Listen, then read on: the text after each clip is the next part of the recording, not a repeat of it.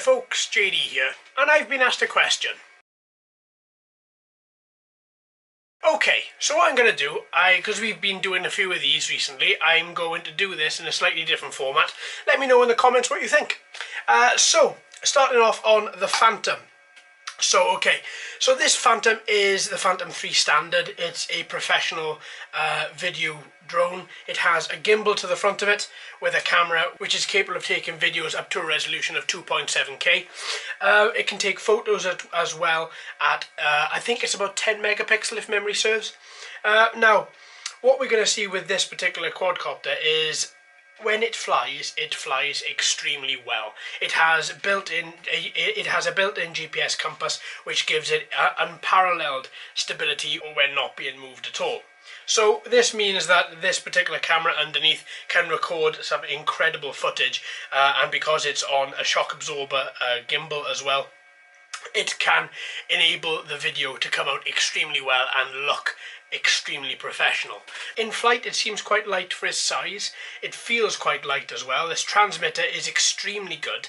Every single movement, no matter how big or how small, the quadcopter is easily controlled.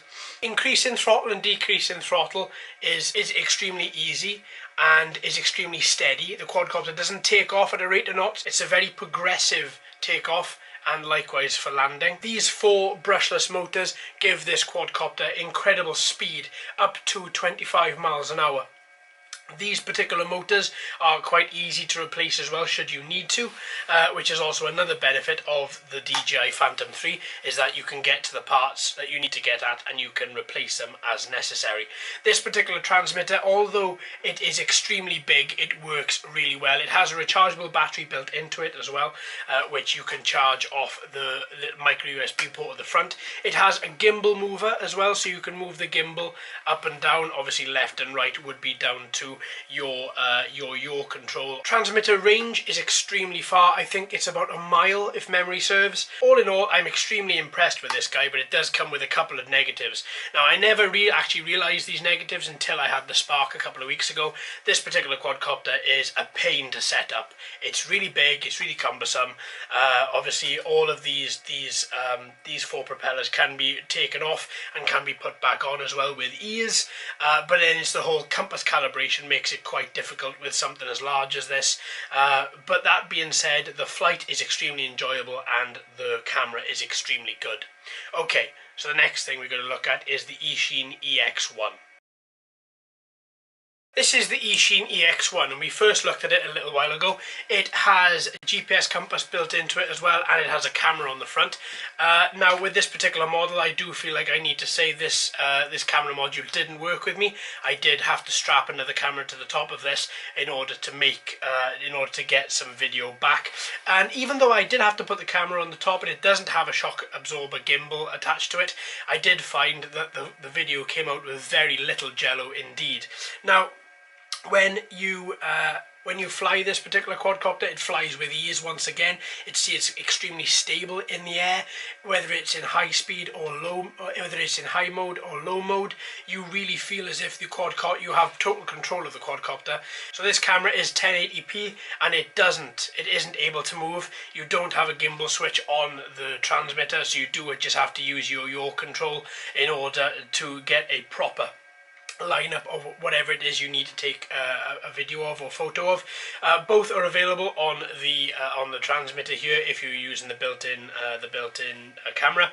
I did find that altitude hold worked extremely well as GPS hold.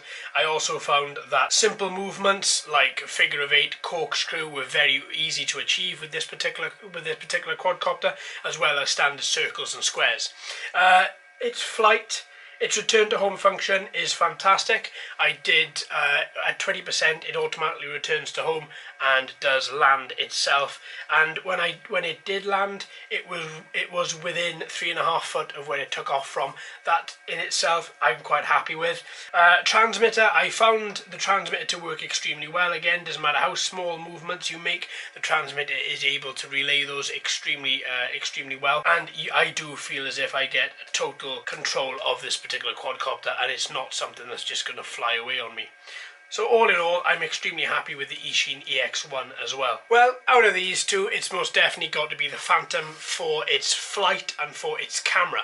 But for ease of setup, it has definitely got to be the Eachine. So it's a bit of a tie.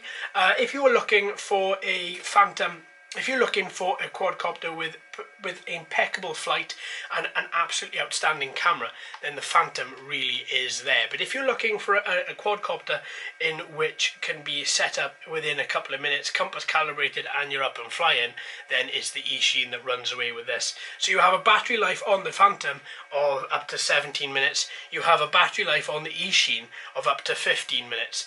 And both have return to home functions, both have GPS compass modules built into them, both have cameras. The camera on the DJI is far superior to the Eachine. So all in all, it's the DJI for flight and for camera, and it is the Eachine for ease of use, most definitely. So there we are, folks. Thanks ever so much for watching and listening. I've been JD. You've been fantastic as always. If you haven't already, please like and subscribe.